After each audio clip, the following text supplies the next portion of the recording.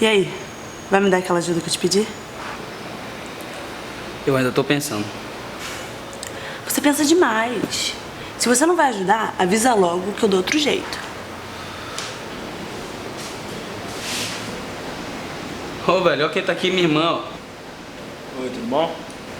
Oi. É claro que eu quero te ajudar, eu só não sei se essa é a melhor maneira, né? Eu devia ter procurado outra pessoa. Você sabe que não.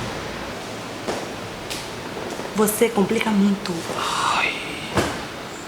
Ô, Guilherme, tá usando minhas cuecas, cara? Olha pra minha cara, meu irmão. Você acha que eu vou usar a sua cueca? Porra, velho? cara, eu tô procurando aquela cueca azul que eu gosto. Você sabe que eu gosto daquela cueca. Eu não tô achando a cueca, cara. Irmão, você deu fim na sua cueca, problema seu, velho. Vai olhar embaixo da sua cama.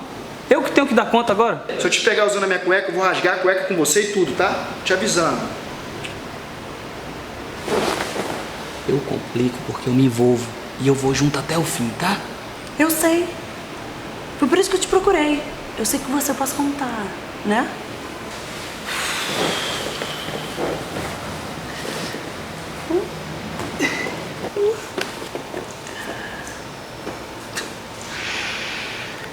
Eu não consigo saber por que eu não digo não a você.